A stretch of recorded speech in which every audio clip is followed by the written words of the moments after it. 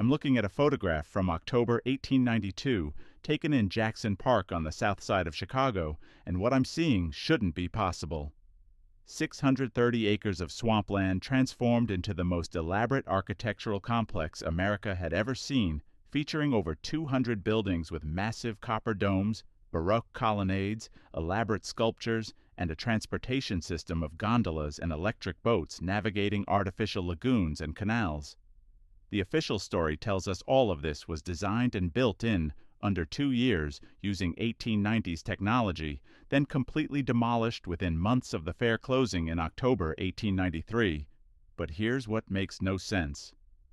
The Manufacturers and Liberal Arts building alone covered 14 acres under a single roof with 0 internal support columns, on making it the largest enclosed space ever built at the time, and they claim workers erected it in less than 18 months. The Agriculture building featured a copper dome larger than the United States Capitol, surrounded by baroque sculptures and elaborate friezes, supposedly constructed while Chicago's winter temperatures dropped to 20 degrees below zero, and over 150,000 people walked through these grounds every single day for 6 months. 27 million visitors total. When it ended, they tore everything down and buried it. Why build something this elaborate just to destroy it? Why does the same pattern repeat at World's Fairs across the globe for 50 years? And why does the timeline of these fairs match exactly when Tartaria disappeared from maps? Let's start with the construction timeline because the numbers don't work. Congress awarded Chicago the right to host the 1893 World's Columbian Exposition in April 1890, with dedication ceremonies scheduled for October 1892 and public openings set for May 1893, which gave them 2.5 years to transform a swamp into what became known as the White City. Actual construction didn't begin until late 1891, which means they had roughly 18 months to complete everything, and by everything I mean design, engineer, excavate, drain swampland, create artificial lagoons, construct over 200 buildings, install electrical systems that had barely been invented, lay 75 miles of roads and walkways, plant thousands of trees, and complete sculptural work that would take modern crews years to accomplish. The official explanation claims they used a material called staff, which was plaster of Paris mixed with hemp fiber, applied over wooden frames to create the appearance of marble and stone, and this supposedly allowed them to work faster and cheaper than traditional construction methods. Look at the photographs and tell me those are temporary structures. The Palace of Fine Arts featured a 600,000 square foot interior with vaulted ceilings, elaborate cornices, classical columns, and sculptural details so intricate you can see individual fingers on statues photographed from 100 feet away. The Electricity building showcased a central dome 140 feet in diameter, covered in staff that was supposedly molded and installed during a Chicago winter. And this is where it gets stranger, because there are almost no photographs documenting the construction process, just images of the finished product.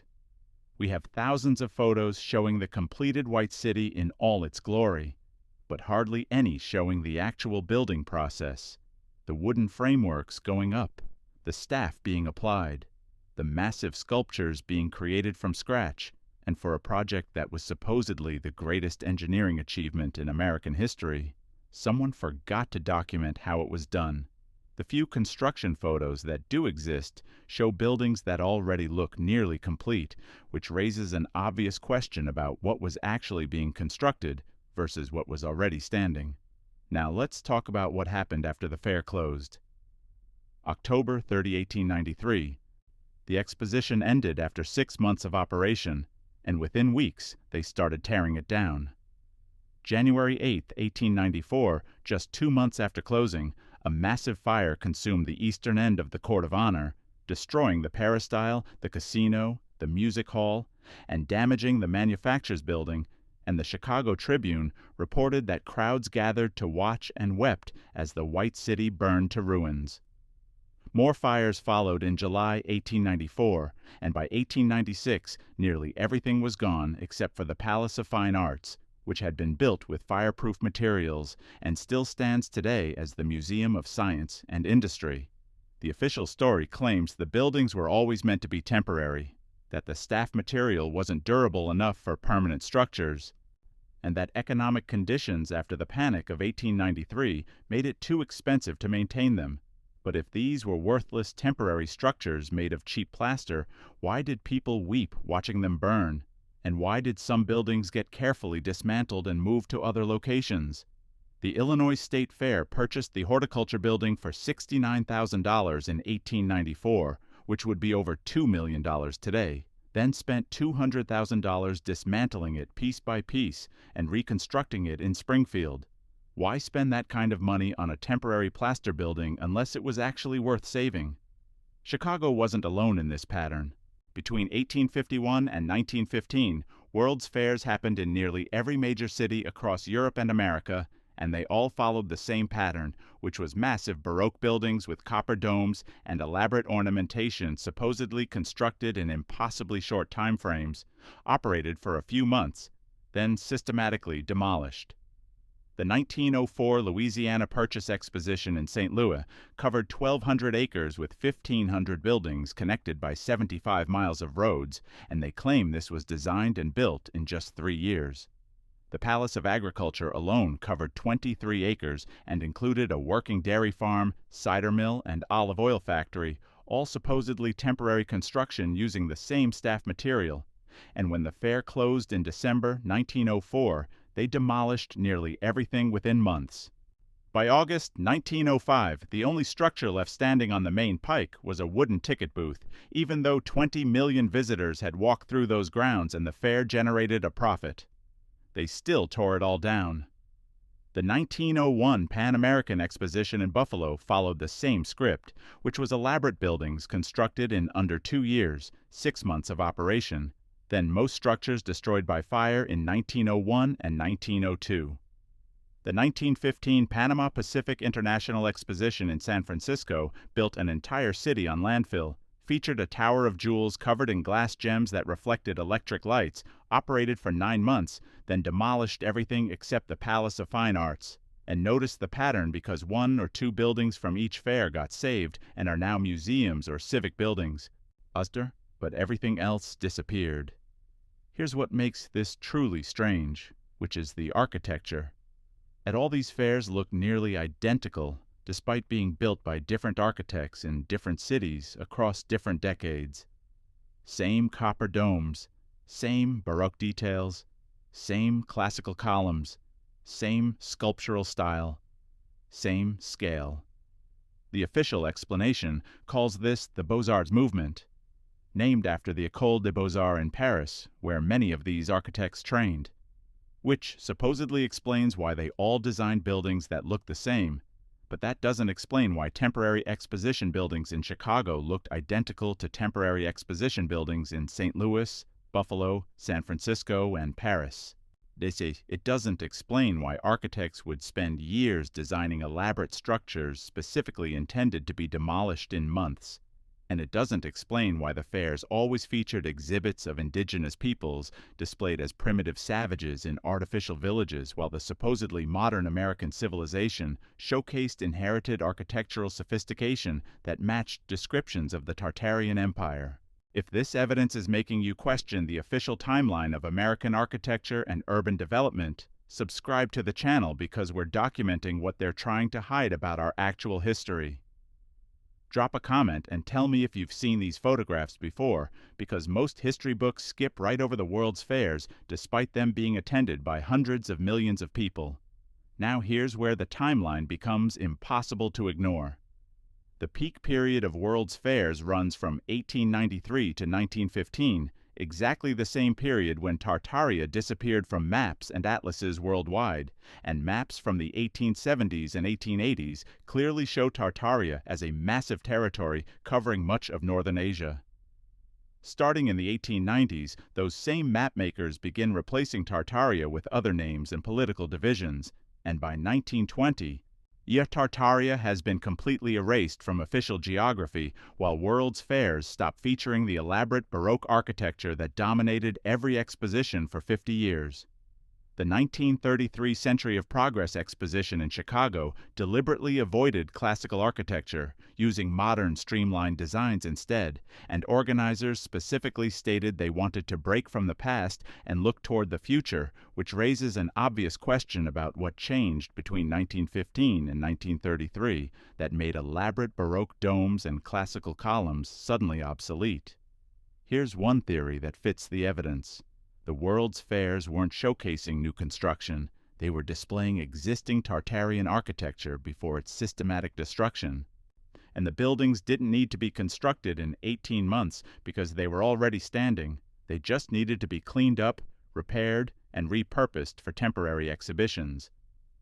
The staff material story provided cover for why the buildings looked so elaborate yet were called temporary, when in reality they were permanent structures from a previous civilization being prepared for demolition, and the fairs served multiple purposes because they generated massive revenue from ticket sales. They displayed the old world one last time before erasing it, and they created a controlled narrative about American progress and civilization. Notice that every fair featured anthropological exhibits showing indigenous peoples in recreated villages displayed as primitive and uncivilized, while visitors walked through architectural marvels that supposedly represented modern American achievement. This created a clear narrative hierarchy where white American civilization had advanced beyond primitive peoples, when in reality the architecture they were walking through came from the very civilization they were erasing from history. And the systematic demolition after each fair removed the physical evidence, while the official story about temporary construction removed the questions about where these buildings really came from. Think about what we know for certain. Between 1865 and 1925, 360 million people attended World's Fairs across Europe and America, and most of what they saw was demolished within months or years of each exposition closing. The official story claims all of this was temporary construction using cheap materials, yet photographs show architectural sophistication that modern builders struggle to replicate even with advanced technology, and construction timelines that seem impossible become even more suspicious when you realize there's almost no photographic documentation of the actual building process.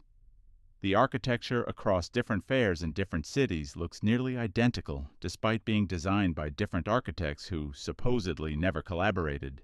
And the timeline of these fairs matches exactly when Tartaria disappeared from maps and atlases worldwide. Here's what I think happened. The late 1800s marked the end of the Tartarian Empire, whether through natural catastrophe, warfare, or gradual collapse, and the World's Fairs were part of the cleanup and reattribution process.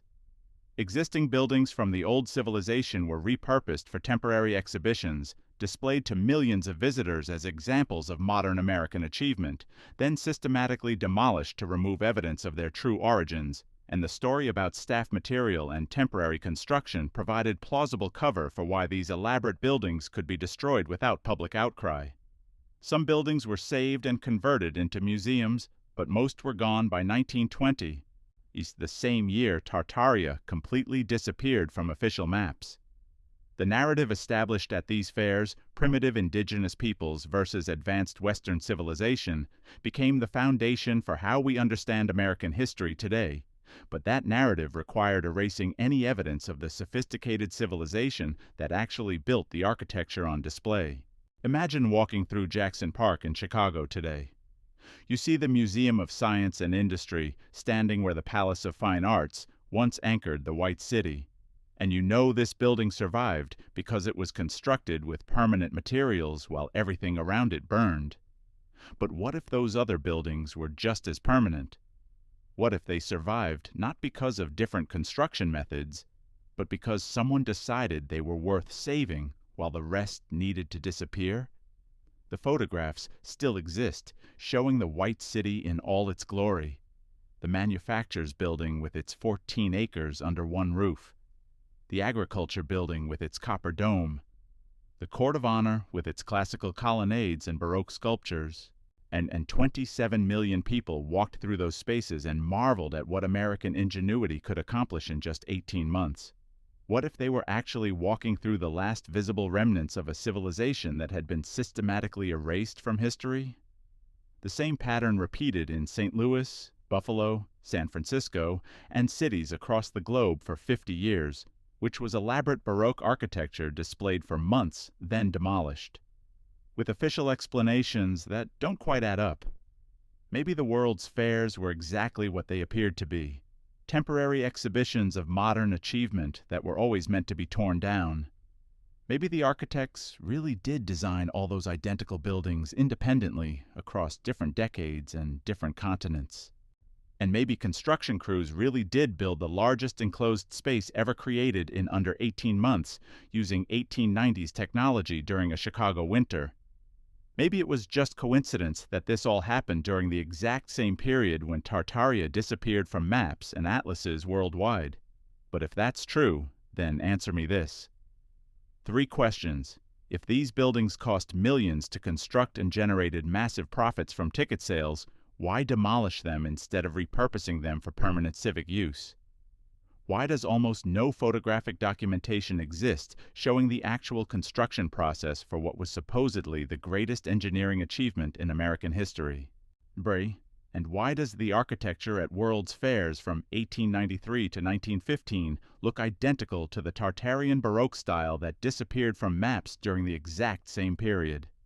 I'll leave you to think about that.